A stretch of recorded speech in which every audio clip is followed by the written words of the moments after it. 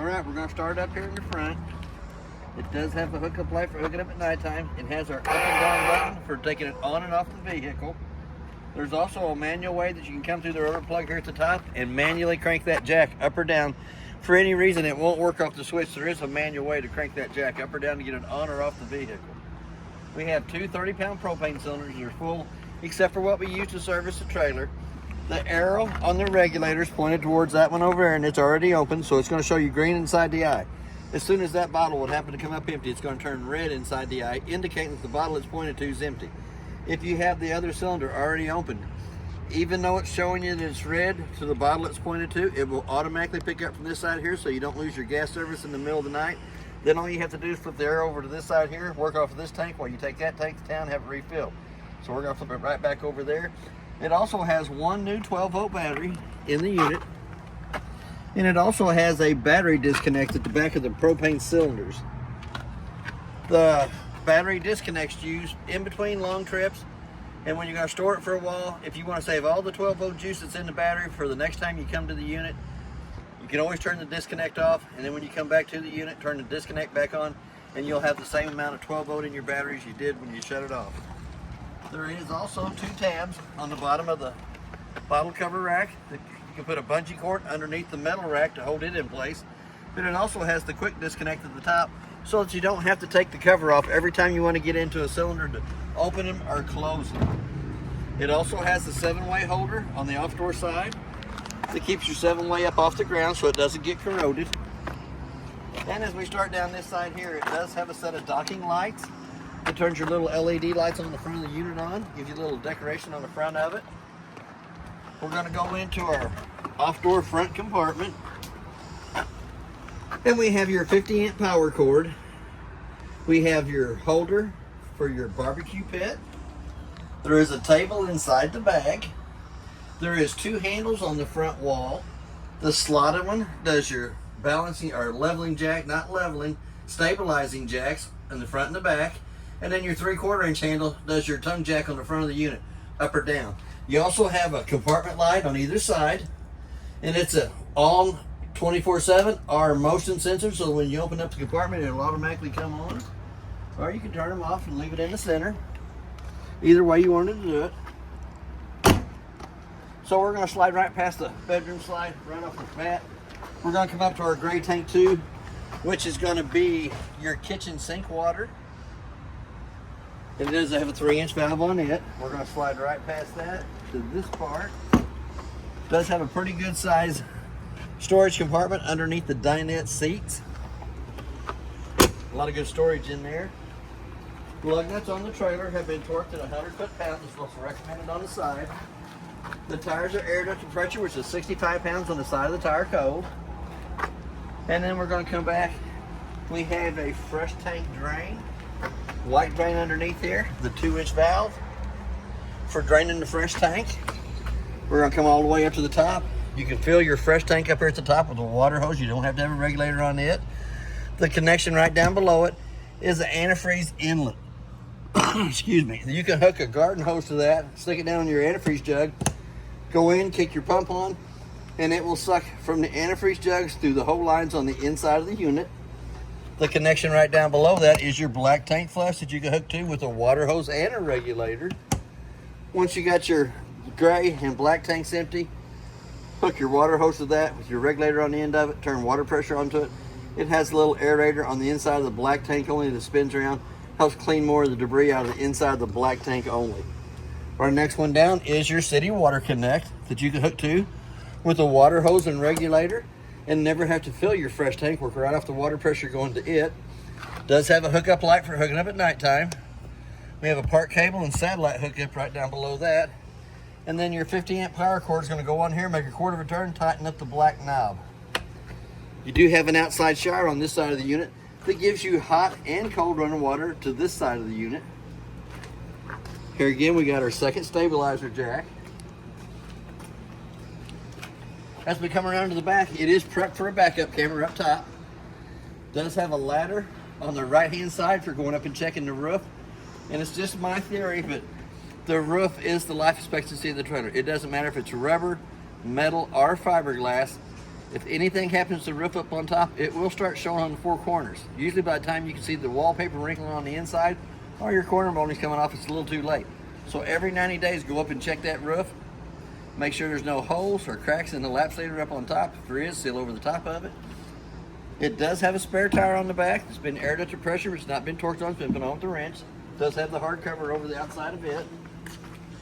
As we come around to the kitchen, we're going to open it up. It does have magnets to hold it up out of the way. But we do have the same kind of light. We got a motion sensor on 24/7. We have a 110 outlet that is GFCI protected. We're going to pull out the electric griddle.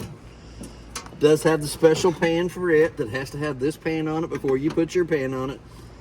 It does have a lock. You can change the temperature up and down. It'll have a temperature button showing you what it is, heat, and an off and on button. But you have to have this pan down before you put your pan on it. So we're going to slide it right back up in there. You always want to make sure that's cold to the touch of the hand before you slide it back in the compartment. Then you have an outside refrigerator. Your outside refrigerator is electric only, but it does have controls for it in the upper right-hand corner. And it is 110 only. It has to be plugged into the 110 for it to cool down. So I'm going to go ahead and leave that open. We're going to slide right on past that. There's your third balancing jack. It's not a leveling jack, it's just for stabilizing. We're going to come up here. We got the two outside speakers. I'll have to show you more about the stereo when we get to the inside about that. It does have an amber porch light. I'll have to show you more about it. It's the monitor panel. But there is a place for the TV to come out. It slides in this bracket here. Excuse me. Do you have a park cable or antenna hook up to the right hand side? And then a 110 outlet to plug it into. We do have our two low water drain points. The low water drain points are going to be used for winterizing and dewinterizing of the unit.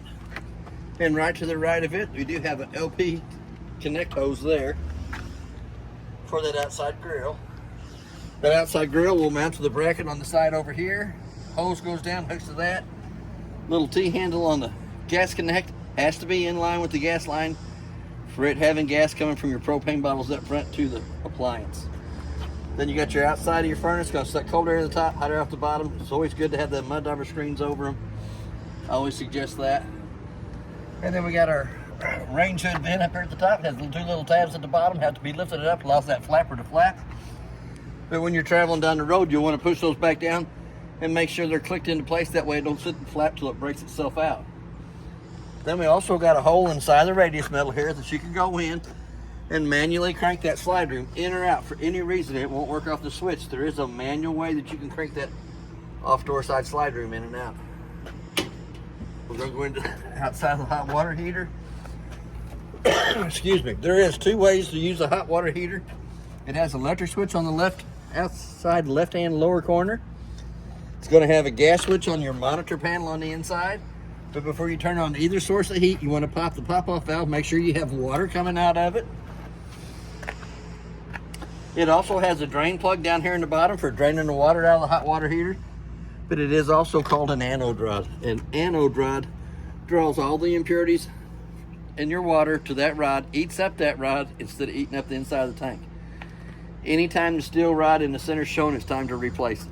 But that is where you'll drain it for winterizing and in between long trips.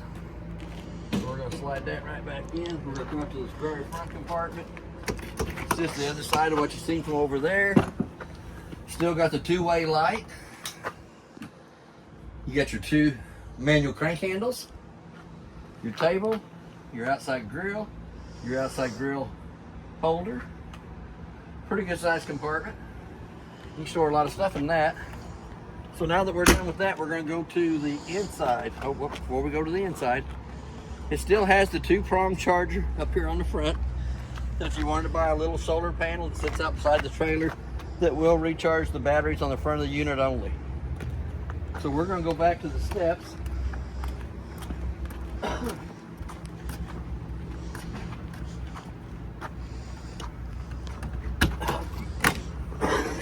We're going to open the door all the way up. The steps are going to be mounted up in the doorway. So you're going to grab a hold of the steps, you're going to pull them out, We're going to let it slide all the way down. The main thing is on the steps is it has to lay flat in the threshold. And to achieve that, it has a pin on either side. So what we're going to do is we're going to push that leg up. We'll push that leg up. We want it to lay flat in the threshold. And then we're going to come back.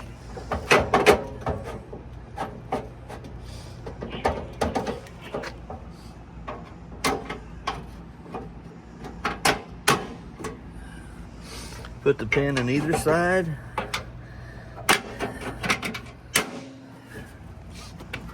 So that it stabilizes the steps. The main thing is it has to lay flat in the threshold so that the front door fits over the top of it properly without dragging. So now we're going to go to the inside. And it does have a working fire extinguisher on the right hand side as we come in. We're going to come up to the monitor panel. We're going to test our battery. Shows you it's fully charged. To get an accurate reading of the battery, you want to have the 110 line unplugged and then push your battery button. Your fresh tank showing that it's empty. Your black tank showing that it's empty. Your gray one, which is your shower and sink. And your gray 2 is your kitchen sink water. As they fill up, they'll show 1/3 to 2/3 full. So we're going to come over to the right hand side. The first blue button is the electric side of the hot water heater, and it'll illuminate blue when you have it in the on position. The second blue button is the gas side of the hot water heater. When you turn it on, your little door side fault light is going to come on. The little door side fault light is going to stay on for about a minute. Once it goes off, that hot water heater will go through 3 lighting processes to light on gas. For any reason that it does not light on gas, that little red light's going to come back on. So I'm going to go ahead and shut it right back off. Our second blue light down below turns the pump on between the freshwater tank and the faucets. The second one to the right of it is a set of tank heaters that is underneath each one of the holding pads underneath the unit.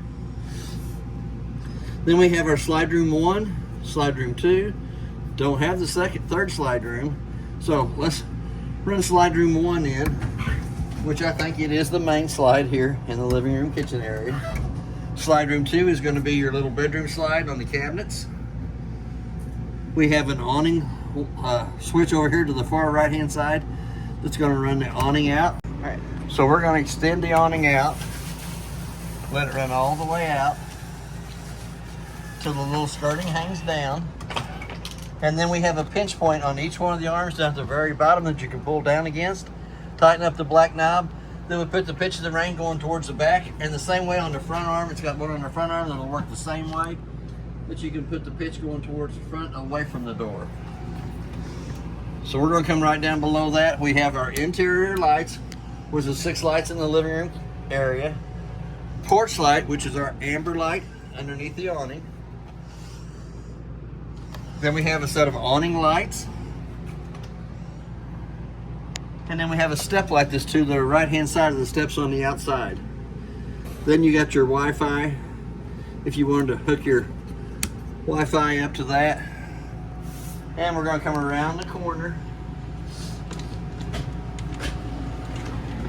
We got 2 remotes on this side over here. The bigger one is for the TV. So we're going to turn it on.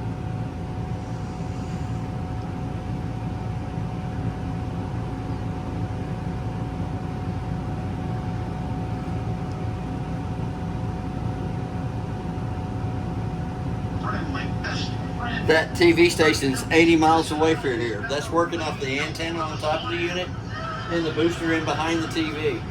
But that's not too bad of a picture for a TV station that's almost 80 miles away from here. So we're going to turn and go back down to the lower stations. We're going to see if it'll pick up our regular news stations.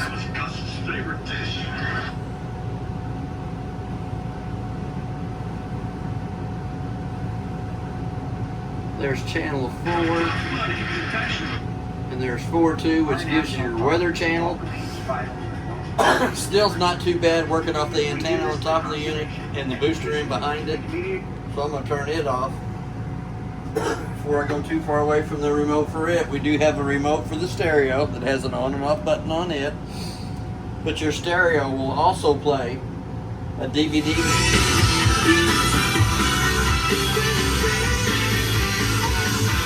Somebody likes it.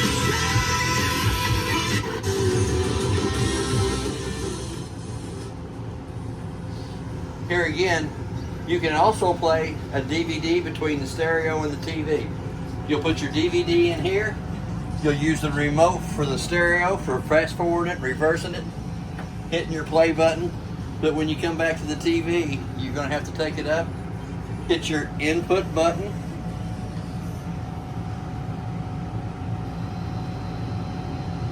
You're going to have to bring it down to where it says AV1. Hit your enter on that. Hold on.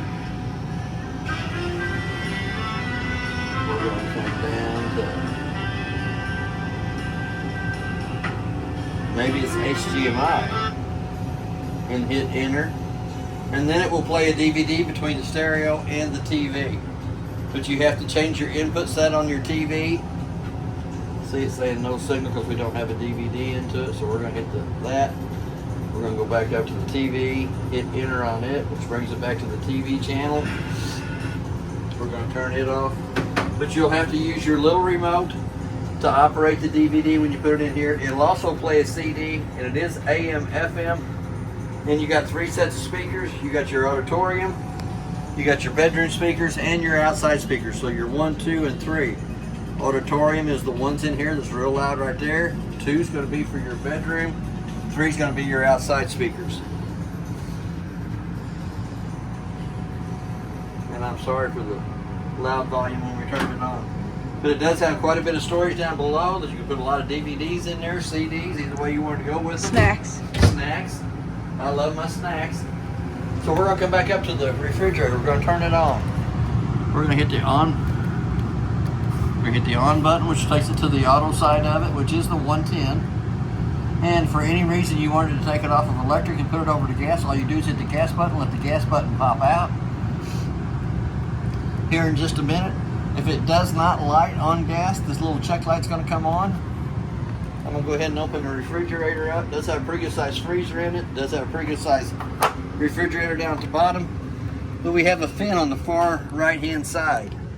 Little sticker on the side says the farther up you push that fin, the colder it's going to get in the icebox. The farther down that fin comes, the warmer it's going to get in the icebox. So we're going to go back and shut them 2 doors. Usually by now, if it hadn't lit on gas, that little check light would be flashing. Excuse me. So I'm going to take it back off of gas, put it back onto the auto side of it, which is the 110. So that refrigerator actually works 3 ways: 12 volt, 110, and propane. It's mainly going to work on the 110 and the propane for the cooling down of the unit. The 12 volt battery is on there just in case it would lose 110 power coming to the unit. The 12 volt kicks in, automatically kicks it over to gas, and lights the refrigerator on gas. Excuse me. We also have a LP carbon monoxide button here. It's going to make that annoying little sound.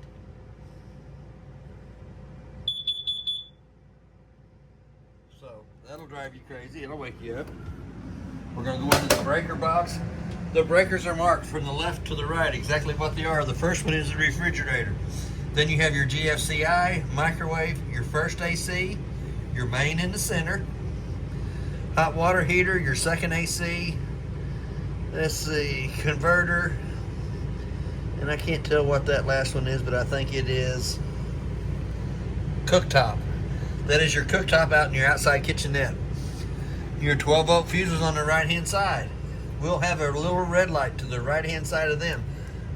Then if any one of the 12 volt fuses blows, it'll have a red light to the right hand side of it, indicating that fuse is blowed, and it's marked from the top to the bottom exactly what they are: your porch lights, stuff like that, bathroom, appliances, living room, AC, stereo, and TV. And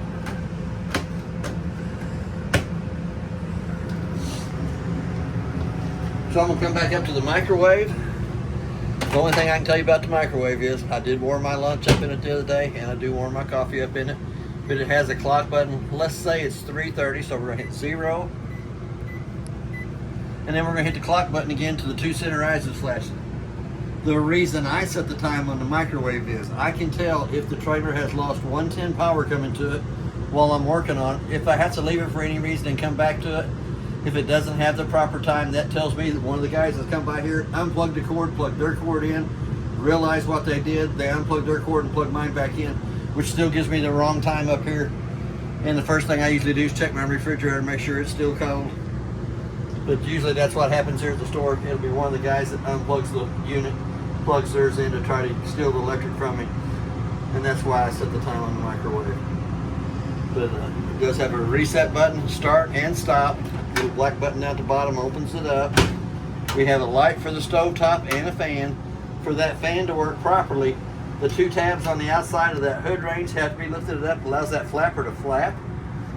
Here again, we got a glass stovetop, and it does have the warning sign on it. It says you have to lift it up. You can't light the stovetop with the glass down. Besides that, when it's lifted up, the glass gives you a kind of a backer to keep grease and stuff from off your wall and your window. We're going to turn it to where it says light, pushing down on the little black button on the left-hand side, and it might take it a minute for it to get gas to come back here. There we go. You're going to let it burn for a minute till it heats the thermocoupler up beside it. Same way with your center button. You always want to let it sit and run for just a minute before you let go of the button. Presto, all 3 burners lit up on top. Don't have to dig a long lighter or match out. We're going to flip them right back off. We're going to go down into the oven. We're going to turn it up to where it's got the little flames up on top. Using the same striker. I can't hardly see it, but it's trying. There it goes. We're going to let that pilot light stay lit for about a minute, which actually heats the thermocoupler right above it up. Once the thermocoupler comes up to temperature, then we can, turned it off too quick, didn't I? Going to light it again. We're going to let it sit for just about a minute, which heats the thermocoupler right above it up. Once the thermocoupler comes up to temperature, it will allow the gas valve to open up and let the oven light. But it does take about a minute for it to warm that up. Here we go. There we go. And we did get the oven lit.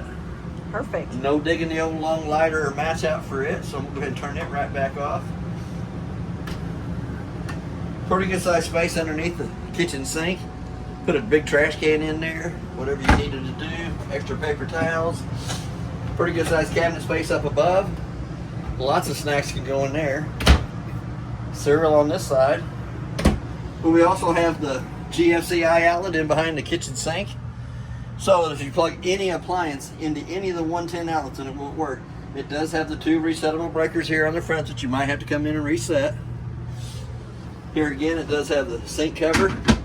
You have hot water on the left side, cold water on the right side. Have to have water in your tank and your pump on for it to work. Same way with your cold water. It does extend down so you can wash dishes, squirt the wife while she's being mean. That could never happen. Back to the sink covers again. That never happened. But then you also have your little scrubber holder over on this side here. There is also a little table on the bunk that comes and hooks into these 2 brackets here and extends out and gives you a little bit more counter space above the drawers. Here and now you have to make sure that that's stowed for when you're bringing Yes, you have to store that somewhere before you bring the slide room in because it will hit the slide room. But it hooks into these 2 little brackets here, has a little leg on it that sticks down to the floor. There was several sets of keys to this unit. Holy the cow. Black key does the front door lock and deadbolt. Then you have a 751 key that does your outside compartments. And then you have a Southco key that does your little lock on the front tongue of the unit. All the paperwork found in the unit is in the brown bag here. There's a lot of good reading in it. And I'm going to leave them keys out for you. A couple more drawers down below here.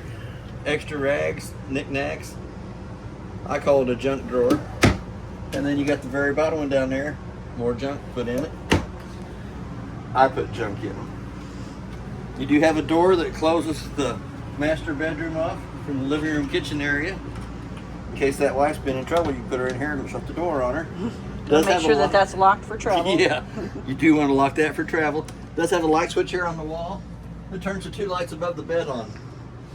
The 2 lights above the headboard have to be turned on by hand. You got a little push button in the center of them. We also have a 110 outlet on either side of the master bed, and we have a charging port on the left-hand side. It's got the little cigarette lighter charger, and it also has the 2 USB ports. So you can run a CPAP machine if you wanted to. It does have pretty good sized cabinet space up above for extra pillows and blankets. More snacks if you like them. I like my snacks at night too. And then we got a big drawer on either side. This one has, ooh, a flip down so you can store stuff in there. Yep. And then you have the vent here above the master bed that you can crank up. Doesn't have the fan, but it is also prepped for the second AC. There is wiring in behind the white cover for your second AC if you So have after one. the husband locks you in, you make sure he's under there when it's raining and you Yes. open it up. Yes. Here again, you got your little vent on either side that you can manipulate and turn from one side to the other. Never fails, I always pull them loose. But you can switch it around so you get the air to go different ways. You got your 2 stereo speakers in here. 2 more vents down at the end of the bed. There Fire is a escape place- window. There is a place for a TV backer. Satellite hookup at the bottom. TV antenna hookup at the top. A 110 outlet to plug it into. We do have a fire escape window. It's pretty self-explanatory. Excuse me. Grab a hold of the red tab on the screen. Pulls the screen loose. Red handle here comes through and goes all the way through the window frame for access out the front of the unit. Could leave it like that and let a little breeze come through if you wanted to. All depends on what's going on. Here again, you got the blackout shades. Put it up out of the way. And we got a full storage up underneath the bed. 2 more drawers down here at the bottom. More junk drawers. Secret snack storage. Secret snacks, stuff you want to hide from kids. Now as we go back down through here, we do have a light on the kitchen table. A little push button in front of it. Table trifolds down in between the 2 benches. Excuse me, using the back 2 cushions to go over the top of the table to make a smaller bed there. Here again, I'm gonna pull these shades up. We have jealousy windows that you can crank out. Leave them open while it's raining. Don't have to worry about the rain coming in. Makes your neighbors jealous because you can open your windows and they can't. Quite a bit of storage up above. Games, cards, word games for boards, whatever you want to play. Same way with your couch over here in this end. I'll go ahead and shut the door real quick. More storage up at the top. Extra pillows, blankets, games. We're going to come down. See them shades are 2 different colors. But you do have another fire escape window here. Handle goes all the way through the window frame. Since this is a bedded area, so I'm going to throw this cushion up on top of the table. We're going to grab a hold of the bottom and lift it up. Pull the 2 legs out. Bring it out. Now we're going to grab a hold of the backer of it and lay it down with the head of the bed. Pretty close to its memory foam. We're going to fold it back up. A bit of storage underneath the couch, not much, just a little bit. Extra pillows and blankets. We're going to fold the legs back in. We're going to grab the 2 cushions. Come back over the top. Little light has a push button in the center for turning it on and off. We have a smoke detector in the ceiling.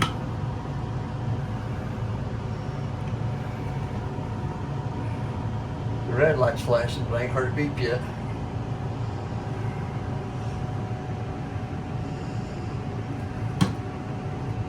Got a new battery.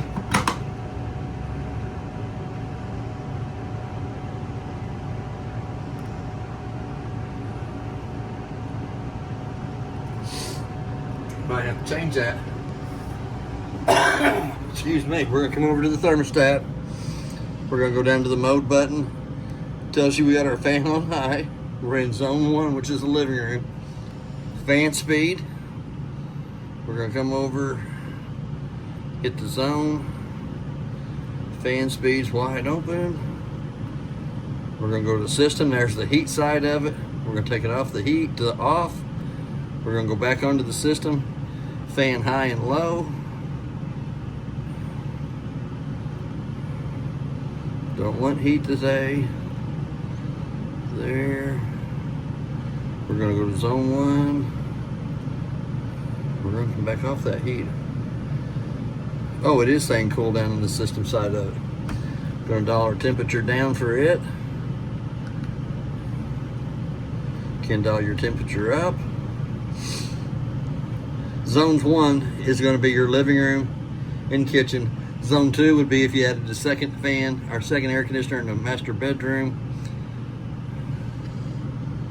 There's fan low, fan off, fan high, and cool. Oh, no wonder it won't go down any farther. It's 41 degrees. So let's take it back up to 60. No wonder it won't go no farther down. Here again, we're gonna let that run because that air conditioner is feeling good. Come back to this air conditioner real quick.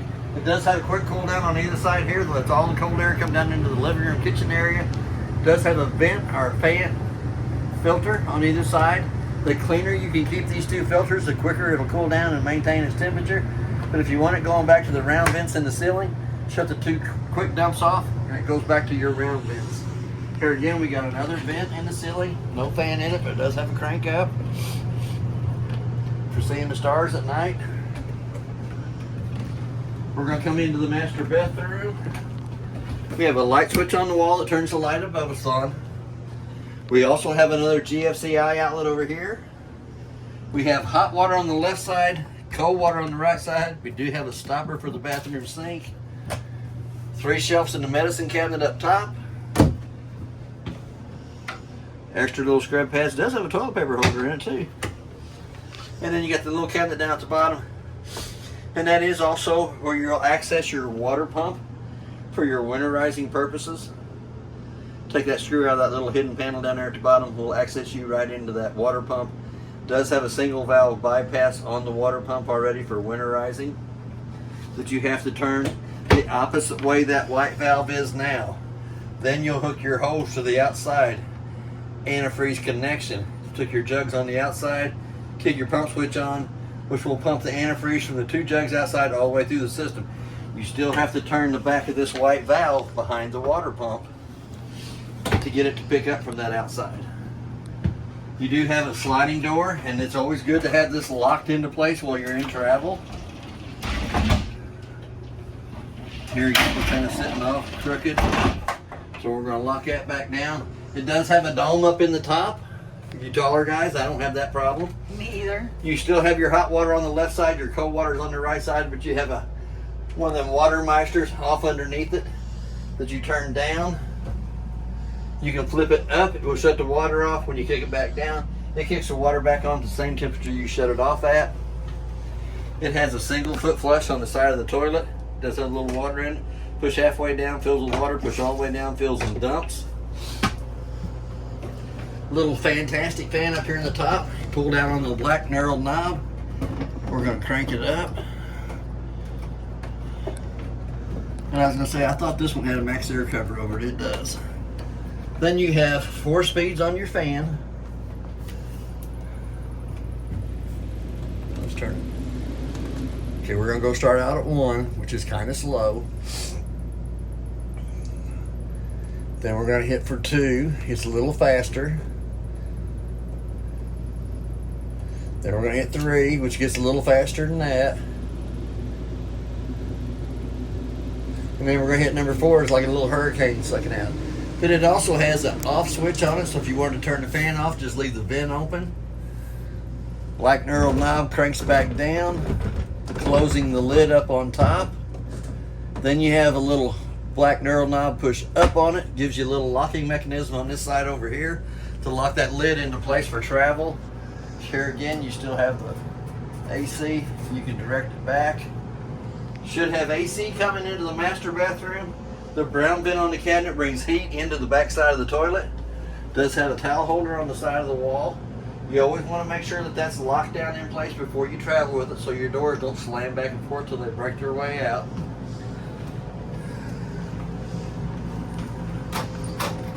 Pretty good size bathroom door.